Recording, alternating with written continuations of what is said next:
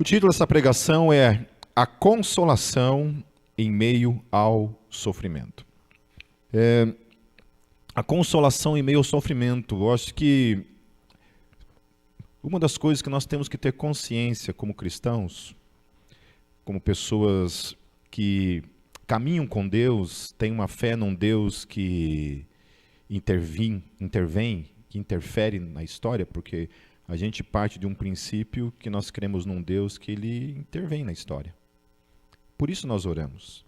Por isso que até mesmo a oração, ela faz sentido somente se nós cremos que, se você está orando pedindo algo para Deus, a gente parte de um princípio que Deus responde orações. Se ele responde orações, então ele intervém na história. Amém? Quando a gente ora por alguém que está doente, por alguém que está enfermo, por alguém que está passando por um momento conturbado no casamento, talvez, sei lá, no trabalho, né, precisando de um emprego, alguma coisa nesse aspecto, a gente ora porque a gente crê que Deus intervém, porque Deus responde às nossas orações. Porém, o fato de nós crermos em Deus e nós orarmos e pedimos a Deus que intervenha na nossa história, não necessariamente significa que todas as orações Deus responda de modo positivo, né, segundo o nosso desejo. A verdade é que talvez a maior parte das vezes Deus responde com um não. De cada 1000 pessoas que eu oro pedindo cura, milagrosa, de fato, às vezes nem uma Deus cura. Então, o sofrimento está aí. O sofrimento, ele faz parte da vida de todo aquele que crê. Então, é uma ilusão nós pensarmos que por crermos em Cristo, por andarmos em Cristo, por termos a convicção de um Deus que intervém na nossa história, necessariamente esse Deus vai intervir acatando, nos livrando do sofrimento que nós passamos nesse mundo, como muitas vezes eu ouvi isso na minha caminhada com Deus. Principalmente nos anos 90, houve uma ênfase muito grande numa teologia chamada teologia triunfalista, que veio lá dos Estados Unidos por meio de um teólogo, se é que eu posso chamar de teólogo, chamado Kenneth Hagin. Quem já ouviu falar de Kenneth Hagin? 2? Graças a Deus. O resto, esqueça então esse nome a partir desse momento. Tá certo? Não indico e passe longe de toda a literatura que provém desse teólogo. Eu sou atraído pelo tipo de teologia do Kenneth Hagin, porque é uma teologia que, cara, se realmente ela fosse verdadeira, ela é muito interessante. Porque ela simplesmente, assim, ela não aceita nenhum tipo de doença. Se você está doente, é porque você está em pecado, tem alguma coisa errada com você, alguma coisa. Então, crente não pode ficar doente, crente não pode passar por dificuldade, crente não pode passar por tribulação, de maneira alguma. Então, essa é a ideia da teologia do Kenneth Hagin. Depois você pode colocar lá no YouTube e você vai ver os cultos lá, né? Tem gente que tem uma certa aversão a esse tipo de manifestação de culto, porque é aquela coisa bem louca mesmo, né? Bem pentecostalzona, assim, extrema. Então, quem quiser depois dar uma procurada lá e dar uma olhada. Mas isso é uma mentira. É uma teologia mentirosa. É uma teologia que se baseia em ideias, textos que muitas vezes estão realmente na palavra, mas que são tirados do seu contexto na sua totalidade daquilo que a Bíblia revela. Porque a Bíblia ela revela um todo acerca da vida cristã. E dentro daquilo que a gente vai tratar hoje aqui, está a questão do sofrimento. Mas em meio ao sofrimento, o que Deus tem para dizer para mim e para você? Em meio ao sofrimento que eu e você passamos no dia a dia. Alguns numa medida menor, outros numa medida muito maior. Uma das coisas mais tristes que eu vi na minha vida. E só de lembrar disso me dá um ruim. Foi uma vez que eu fiz uma visita, juntamente com o Ministério da Assistência Social, num orfanato de crianças com HIV. desde bebês até uma adolescente que já estava com seus 14 anos. E a grande dificuldade de crianças que têm o HIV é que ninguém quer adotar. Ninguém quer adotar. Então estavam lá várias crianças que contraíram, obviamente, por causa dos pais, de vida louca, né, drogas e prostituição, e acabaram elas colhendo a estupidez dos pais. Então foi uma das coisas mais tristes na minha vida. Como eu gostaria de chegar ali e que a teologia do Kenneth Hagin fizesse sentido e eu orasse por todas aquelas crianças ali e todas elas fossem curadas em definitivo, em nome de Jesus. Quantas e quantas vezes eu tive que lidar com a morte e o meu desejo era simplesmente orar e as pessoas ressuscitar e estava tudo certo.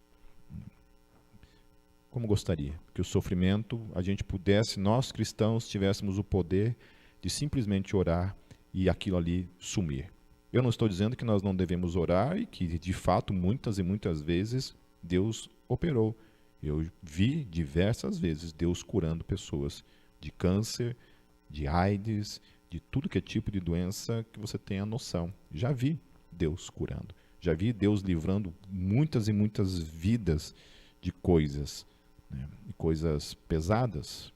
Mas, uma grande maioria esmagadora, eu vi isso, infelizmente, não tendo uma mudança, uma volta, nesse caso. Então, aqui nós estamos falando dessa cidade de Corinto, aonde nós vimos na primeira carta, que Paulo especialmente tratou a questão da crucificação e da ressurreição de Jesus, trazendo isso como um fato histórico, não como uma questão de fé, né, como muitas vezes a gente toma para nossas vidas. Eu tenho uma dificuldade muito grande de entender fé no aspecto em que muitas vezes a gente escuta por aí, a gente entende por aí, como se fé fosse uma espécie de salto no escuro, assim, né? Eu nunca vi Jesus e, portanto, eu creio nisso. Não é assim que a coisa funciona. Antes de haver fé, Deus precisa se revelar. Então, a revelação de Deus na minha vida, se você crê, porque Deus já se revelou. Porque se Deus não se revelar para você, você não consegue crer. Você não tem a menor possibilidade de você acreditar em Deus sem que Deus se revele para você. Então, a fé, para mim, ela, ainda que ela seja algo no invisível, que você não vê, ainda assim, ela é fundamentada sobre fatos. E é o que o apóstolo Paulo fala assim, olha, vocês duvidam da ressurreição? Então vocês têm que duvidar de 500 testemunhas, as quais eu, inclusive, faço parte também. Eu, os apóstolos, nós somos testemunhas de que Jesus de Nazaré morreu, mas também ressuscitou no terceiro dia. Então, 2 Coríntios capítulo 1, versículo 1, começa dizendo assim: Paulo, apóstolo de Jesus Cristo, pela vontade de Deus, e o irmão Timóteo, a igreja de Deus que está em Corinto, juntamente com todos os santos de toda a Acaia. A vocês, graça e paz da parte de Deus nosso Pai e do Senhor Jesus Cristo. Mais uma vez, essa questão bíblica da revelação de que a graça provém tanto do Pai quanto de Jesus Cristo, seu Filho, colocando Deus Pai e Jesus na mesma questão de divino, de Deus. Essas questões que a Bíblia fala muitas vezes assim, de modo assim explícito, mas que nós passamos muitas vezes por cima e não percebemos. Quando o apóstolo Paulo está colocando aqui que a graça e a paz provém tanto do Pai quanto do Filho, está colocando Jesus como Deus, como também divino, assim como Pai. Então, bendito seja o Deus e Pai de nosso Senhor Jesus Cristo, Pai das misericórdias e Deus de toda a consolação. Então, aqui o texto está revelando que Deus é um Deus que consola. Mesmo diante do sofrimento, Deus é um Deus que consola os nossos corações. Versículo 4, que nos consola em todas as nossas tribulações, para que, com a consolação que recebemos de Deus, possamos consolar os que estão passando por tribulações. Pois, assim como os sofrimentos de Cristo transbordam sobre nós, também por meio de Cristo transborda a nossa consolação. Se somos atribulados, é para a consolação e salvação de vocês. Se somos consolados, é para a consolação de vocês, a qual lhes dá paciência para suportarem os mesmos sofrimentos que nós estamos padecendo. E a nossa esperança em relação a vocês está firme, porque sabemos que, da mesma forma como vocês participam dos nossos sofrimentos, participam também da nossa consolação. Então eles tinham uma igreja passando por perseguição, passando por sofrimento, por lutas, por dificuldades, né, enfrentando ali. E Paulo está falando o tempo todo assim, lidando com essa questão com uma normalidade. Ele não está olhando para isso assim com uma cara de surpresa, uma cara de revolta, com um tipo de questionamento e perguntas: onde está Deus? Por que Deus está permitindo isso? Por que Deus está permitindo que a igreja passe por esse tipo de sofrimento, de perseguição? Paulo não está. Paulo está olhando para tudo isso, está tratando isso, olhava para todo aquele sofrimento e fala: vocês estão compartilhando os sofrimentos de Cristo na vida de vocês. Ser cristão é fazer parte de uma realidade também de sofrimento. A gente estava vindo para cá no carro conversando com o André e a Mariana, e a gente estava falando sobre essa questão do comportamento humano, né? E daqueles ditados que a gente ouve muitas vezes as pessoas falando assim: eu conheço um ateu que é muito mais cristão do que um crente, né? Eu conheço um ateu que tem muito mais, uma vida muito mais moral, uma moralidade maior, um caráter muito melhor do que muito crente que eu conheço, né? E eu falei para eles assim: que cara burro, que ateu burro, porque o cara não crê na existência de Deus. O cara acredita que a vida é uma só, acabou, morreu. Para que ter caráter? Para que se privar de todos os prazeres que a vida te dá? Para que supostamente ser mais cristão do que os cristãos? Para quê? Porque se eu não acreditasse na existência de Deus, gente, vida louca. Vem em mim. Para quê? Toda essa conversa de moralidade, de ser pessoa boa, tudo isso perde o sentido. Não faz sentido para vocês isso? Não é? Não existe Deus. Não existe vida pós-morte. Não existe inferno.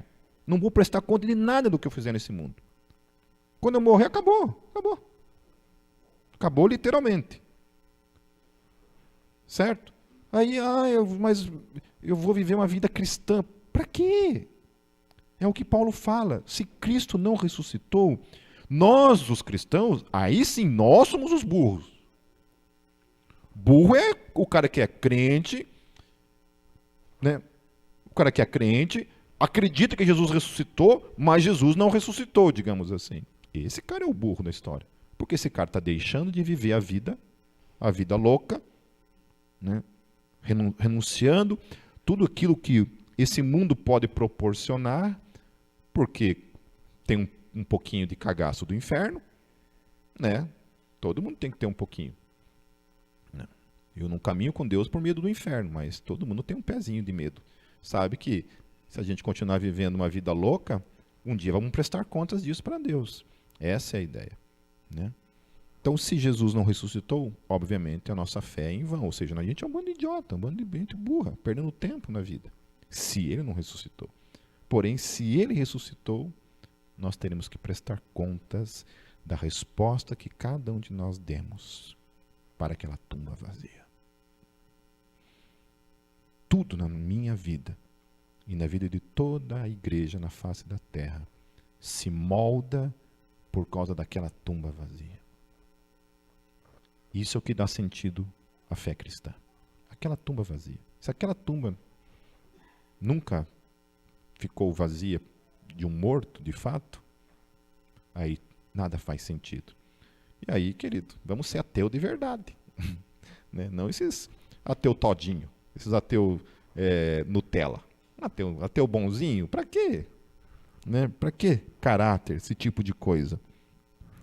Então, diante do sofrimento, Paulo ele trata dessa maneira. Para ele, está tudo certo. É isso. Não há nenhuma revolta, nenhuma indignação, nenhum tipo de culpar Deus nesse momento, como muitas vezes eu vi pessoas passando por dificuldade e lança a culpa sobre Deus porque não consegue lidar com o sofrimento. Alguém gosta de sofrer? Obviamente que não, a não ser que seja um masoquista, mas ninguém gosta do sofrimento. O sofrimento não é legal. Mas ele aponta para algo, que é aquilo que C.S. Lewis ele fala a respeito nos escritos dele, do problema do sofrimento, ele trata isso. Por que o sofrimento nos causa essa indignação em relação a ele? Por quê? Porque algo no sofrimento está dizendo para mim e para você que aquilo está errado. Que o certo não é o sofrimento. Então, no versículo 8, ele continua dizendo assim: irmãos, não queremos que vocês desconheçam as tribulações que sofremos na província da Ásia. E aí ele coloca uma coisa muito interessante, ele fala assim: as quais foram muito além da nossa capacidade de suportar. Ou seja, foi sofrimento real, genuíno. Não teve aquele tipo de momento que você passou na sua vida em que você achava que você não ia aguentar passar por aquilo. Cada um aqui sabe daquilo que passou. Eu lembro que quando eu perdi meu pai, foi uma experiência traumática na minha vida. Aquele tempo que eu vivi quando eu perdi meu pai. Para quem não sabe, e eu estou falando isso pela primeira vez, meu pai ele foi assassinado com 5 tiros, assaltaram a minha casa. Eu estava dentro do seminário teológico estudando.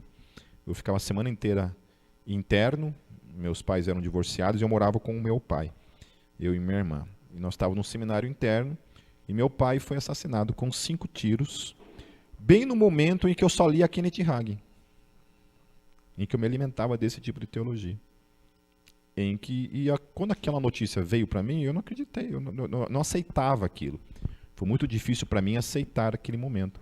Mas foi a experiência mais traumática que eu vivenciei na minha vida. Então, assim, há momentos na nossa vida que a gente passa por esse tipo de coisa que vai muito além da nossa capacidade de suportar aquilo. E Paulo está passando por isso. Paulo não está descrevendo que alguém passou por isso, ele está falando dele mesmo. Ele está falando assim: eu passei por isso. Eu passei por uma experiência muito além daquilo que eu imaginava que podia suportar. A ponto, ele coloca, de perdermos a esperança da própria vida. Ele falou assim: olha, já tinha desistido, a gente vai morrer mesmo, acabou. Provavelmente ele está descrevendo aqui o naufrágio dele, né, que é uma coisa que eu acho assim, muito louca, a gente vai chegar lá mais para frente, que é na segunda carta de Paulo aos Coríntios, onde ele vai descrever os sofrimentos dele. A primeira vez que eu me deparei com esse sofrimento, descrito por ele, eu pensei, cara, se fosse comigo, eu tinha apostatado. Uma vez, dando aula aqui na Jocum, eu dei como tarefa para eles lerem esse capítulo de 2 Coríntios, e a tarefa deles era assim, era descrever todos os sofrimentos que Paulo passou, que ele descreve no capítulo, eu não lembro qual capítulo que ele descreve isso, e vocês no final tinham que responder, eles tinham que responder assim: se fosse comigo. A maioria falou assim: se fosse comigo, Pipe. Ali no primeiro, eu tinha chutado o balde. Então Paulo está falando isso, olha, a gente achou que ia perder a nossa vida. E uma das coisas foi isso, né? Foi o momento do naufrágio. A Bíblia fala que ele sofreu 2 naufrágios. O apóstolo Paulo sofreu 2 naufrágios. Não foi 1, foi 2. E ali o texto fala que ele ficou uma noite e um dia exposto à fúria do mar. Provavelmente ficou em cima de algum pedaço de madeira, alguma coisa ali, exposto à fúria do mar. Eu tenho um pavor de mar por causa disso, né? Já me convidaram várias vezes para fazer pesca marinha. Eu falei: não vou, mas nem amarrado. Não vou. Pesco lá na praia, mas não me coloque dentro de um barco e lá para alto mar de jeito nenhum. Versículo 9: de fato já tínhamos sobre nós a sentença de morte, para que não confiássemos em nós mesmos, mas em Deus que ressuscita os mortos. E aí, aqui Paulo está revelando para mim e para você, então, aquilo que é a grande consolação que ele está expondo para a igreja.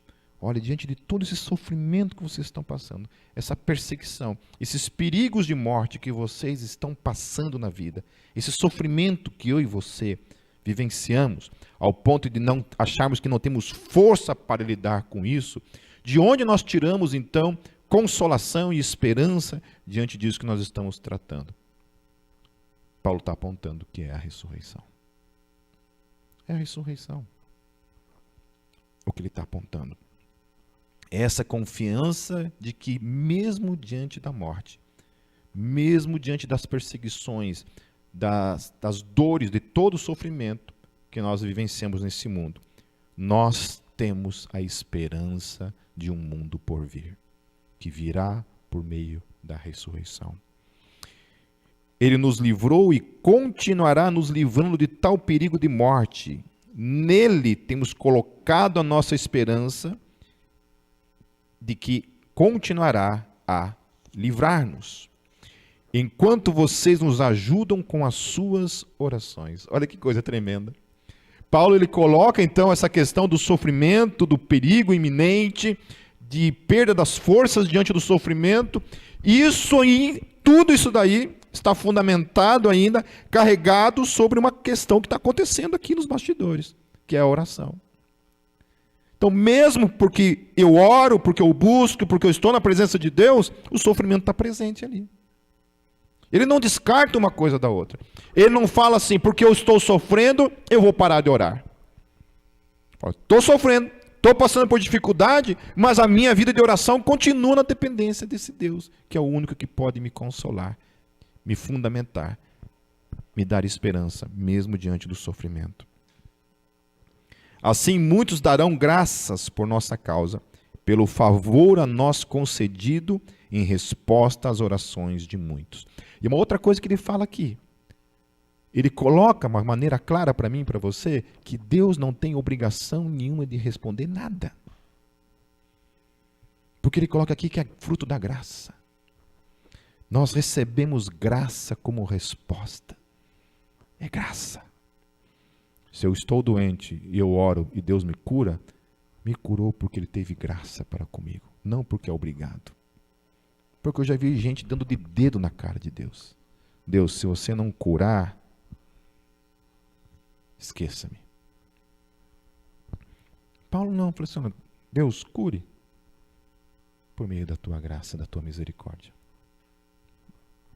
Se Ele curar, amém. Se Ele não curar, amém. Este é o nosso orgulho, a nossa consciência da testemunha de que nós temos conduzido no mundo, especialmente em nosso relacionamento com vocês, com santidade e sinceridade provenientes de Deus, não de acordo com a sabedoria do mundo, mas de acordo, mais uma vez, com a graça de Deus. Então ele vivia essa vida de testemunho, ele está falando assim, olha, diante de todo esse sofrimento aí, qual tem sido a nossa postura, a nossa resposta para com o sofrimento? Daí ele fala, o nosso testemunho continua aqui. Ó. Um cristão, o maior testemunho que ele pode dar é quando está passando por um momento de sofrimento, ele permanecer crendo e especialmente caminhando em santidade. Caminhando em santidade. Eu sei de gente que porque aconteceu alguma tragédia, alguma coisa na sua vida, foi para o mundo, foi para a galera, foi viver vida louca. Porque essa foi a resposta que dá para Deus por não ter respondido e o livrado daquele sofrimento. Já viram gente assim? Ou você mesmo já não vivenciou isso talvez? Não é assim? Eu sou tentado a isso. Todas as vezes que eu estou passando por um sofrimento e eu oro e a resposta de Deus é um belo não, a minha vontade é, então tá bom. Então eu vou viver minha vida. Deixa para lá esse negócio de reino.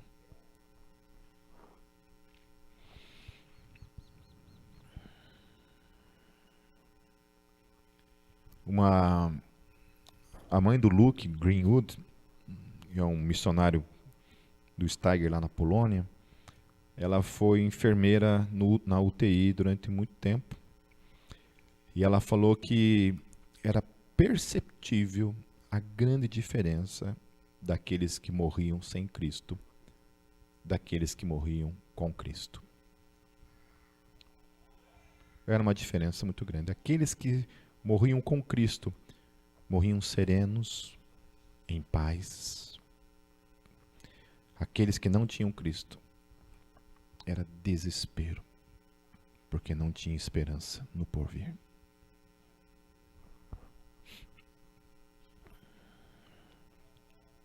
Versículo 13, queridos.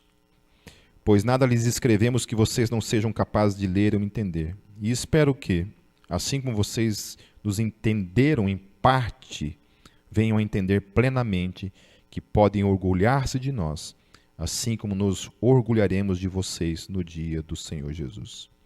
Confiando nisso e para que vocês fossem duplamente beneficiados, planejava primeiro visitá-los. Em minha ida à Macedônia e voltar a vocês vindo de lá, para que me ajudassem em minha viagem para a Judéia. Quando planejei isso, será que o fiz levianamente? Ou será que faço meus planos de modo mundano, dizendo ao mesmo tempo sim e não? Todavia, como Deus é fiel, nossa mensagem a vocês não é sim e não, pois o Filho de Deus, Jesus Cristo, pregado entre vocês por mim e também por Silvano e Timóteo, não foi sim e não, mas nele sempre houve sim. Aí o versículo 20 fala uma coisa muito, muito poderosa. Pois quantas forem as promessas feitas por Deus, tantas tem em Cristo o sim.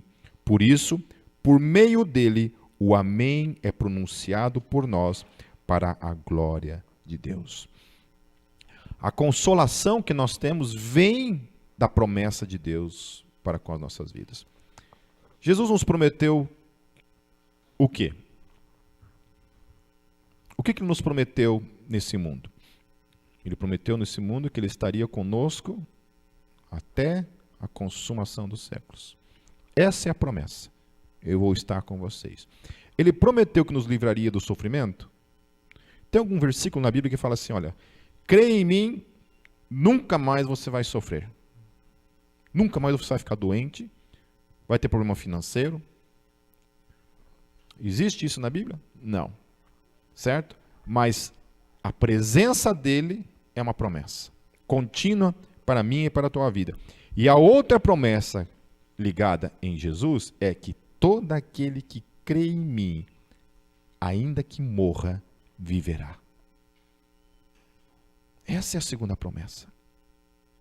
E a terceira promessa é: eu voltarei para vos buscar. Aleluia. Aleluia. Essa é a consolação que nós temos em meio ao sofrimento. Versículo 21. Ora, é Deus que faz que nós e vocês permaneçamos firmes em Cristo. Aleluia. Repita comigo. É Deus que faz que nós permaneçamos firmes em Cristo. Então, é eu? É você? Quem que faz? Deus. Então, até para permanecer, nós precisamos dessa promessa cumprida em nossas vidas. Porque isso aqui não sou eu que estou falando, queridos. Não é o Pipe que está inventando moda aqui e prometendo para vocês alguma coisa. Quem está prometendo que vai completar a obra que iniciou na vida de cada um de nós é Deus. É Ele quem prometeu. E se Ele prometeu, querido, e aí no versículo, lá no final, ele fala assim, Ele nos ungiu, ou seja, Ele nos capacitou, porque unção é isso. Quando eu recebo uma unção de pregador, eu recebo a capacitação para ser um pregador do Evangelho. Quando eu sou um evangelista, eu recebo da parte de Deus a unção, a capacitação para pregar o Evangelho nas ruas, como evangelista. Seja qual, para cantar, por exemplo.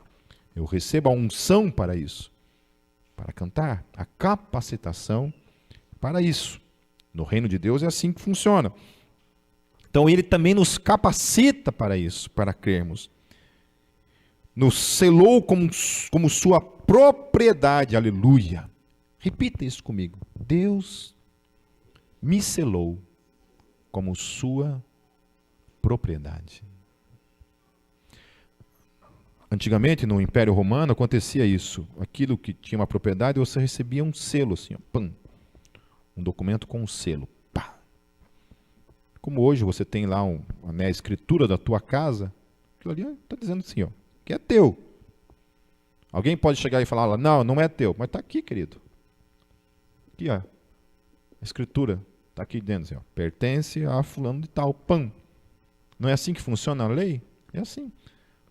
Quando você casa, você passa a ser propriedade de alguém. Essa é a ideia. Passou por nome, não tem conversa mais. Amém? Eu pertenço a alguém. E essa pessoa pertence a mim. Pertencimento. Amém? Está lá, ó. Vomir de Barros, casado com a sofredora Catiane. Está ali. Isso é que a palavra está falando, que Deus ele nos selou como sua propriedade. E aí ele fala assim, e pôs o seu espírito em nossos corações como garantia do que está por vir. Então, a garantia de que você é salvo, de que você receberá a ressurreição, que Jesus voltará por causa de você, a garantia é porque em mim e em você habita o Espírito Santo.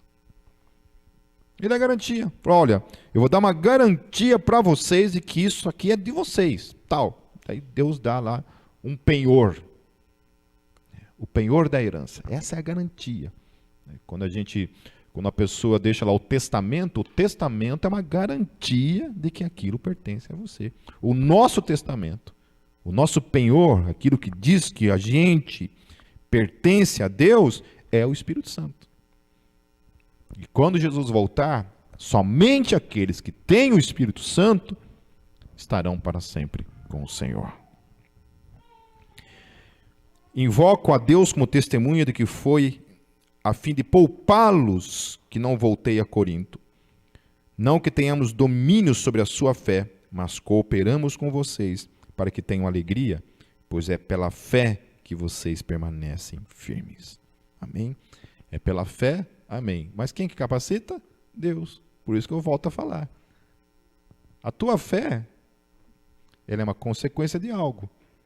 Se Deus não se revela, não existe fé. É porque Ele capacitou que você crê. Sem isso, nós não podemos nem crer. Lá em Romanos, no capítulo 12, no verso 12, diz assim: alegrem-se na esperança, sejam pacientes na tribulação, perseverem na oração. Paulo está falando exatamente, resumindo nesse versículo, tudo que a gente falou até agora. Esperança no quê? Na ressurreição, no porvir. Mas continuem pacientes na tribulação. Sejam pacientes em meio à tribulação. E ele fala, e perseverem na oração. Não é porque vem o sofrimento que você desiste. Não é porque vem o sofrimento que você tira os olhos naquilo que é eterno, naquilo que virá.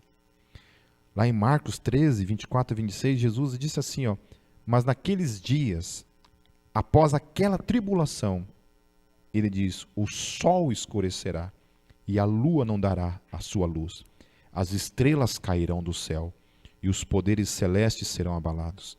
Então se verá o Filho do Homem vindo nas nuvens com grande poder e glória. Não é tremendo isso? Que Jesus voltará no meio da onde? Da tribulação. Olha, quando você tiver com uma vida bem boa, né, aí eu voltarei. Não, ele está dizendo assim, olha, lá deve ser no meio, lá, ó, naqueles dias, o sol perderá a sua luz, o sol e a lua perderão a sua luz. E vocês verão o Filho do Homem vindo sobre as nuvens do céu, com o grande poder e glória. Em Apocalipse 7, queridos, o último texto que eu quero ler. Esse texto é minha passagem preferida em todas as Escrituras Sagradas. É o texto que eu mais amo na Bíblia Sagrada. Todas as vezes que eu preciso de um reânimo no meu espírito, diante da tribulação, eu olho para isso daqui como uma consolação para o meu espírito. Apocalipse 7, a partir do versículo 9, diz assim: Depois disso olhei e diante de mim estava uma grande multidão que ninguém podia contar, de todas as nações, tribos, povos e línguas, de pé diante do trono e do Cordeiro, com vestes brancas e segurando palmas.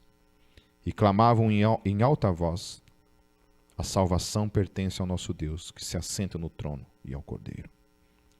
Todos os anjos estavam de pé ao redor do trono, dos anciãos e dos 4 seres viventes. Eles se prostraram com o rosto em terra diante do trono e adoraram a Deus, dizendo: Amém. Louvor e glória, sabedoria, ação de graças, honra, poder e força sejam ao nosso Deus para todo sempre. Amém. Então um dos anciãos me perguntou: Quem são estes que estão vestidos de branco e de onde vieram? Respondi: Senhor, tu sabes. E ele disse: Estes são os que vieram da grande tribulação. Vou repetir. Estes são os que vieram da grande tribulação. O apóstolo João está tendo uma visão apocalíptica acerca do dia do juízo de Deus, e ele vê essa grande multidão vindo de uma vida boa, praia, guarda-sol, disso. Não, estão vindo da grande tribulação. E lavaram as suas vestes e a branquearam no sangue do Cordeiro. Por isso, eles estão diante do trono de Deus e o servem de dia e noite em seu santuário. E aquele que está sentado no trono estenderá sobre eles o seu tabernáculo. E aí sim, a partir daqui para todo sempre, nunca mais terão fome, nunca mais terão sede. Não cairá sobre eles sol e nenhum calor abrasador, pois o Cordeiro que está no centro do trono será o seu pastor. Ele os guiará às fontes de água viva, e Deus enxugará dos seus olhos toda a lágrima. Amém. Amém. Essa semana tem uma banda antiga de louvor que o pessoal muitas vezes quer que eu coloque no louvor aqui da Gólgota, né? Que é uma banda chamada Voz da Verdade. E eu não gosto. E como é eu que mando, eu nunca coloco. Mas essa semana uma pessoa me mostrou uma versão de uma música, né, que eu já conhecia, com uma nova roupagem. Eu já ouvi, eu acho que desde ontem para cá, eu já ouvi umas 50 vezes essa música. Nessa roupagem. Voz da Verdade eu não consigo ouvir nem meio segundo. Mas a letra dessa música também, ela é muito poderosa, porque ela fala assim: além do rio azul, as ruas são de ouro e de cristais. Ali tudo é vida, ali tudo é paz. Morte e choro, tristeza e dor nunca mais. As nações andarão na sua luz e as portas jamais se fecharão. A cidade é de ouro puro, de jaspe, e seu muro além do rio azul. Verei o grande rio da vida, claro como cristal. Verei a face do meu mestre querido. Não haverá mais noite ali. Não haverá nenhum clamor. Verei os olhos de Jesus e tocarei seu corpo, enfim. Essa é a grande consolação da fé cristã para mim e para você, diante de todo o sofrimento que nós vivenciamos nesse mundo. A certeza desse mundo por vir. A certeza da ressurreição. A certeza de que nós estaremos com o nosso Deus, com o nosso Rei, para todo sempre. Deixo todos nós com o desafio do apóstolo Paulo. Alegrem-se na esperança, sejam pacientes na tribulação, perseverem na oração. Amém.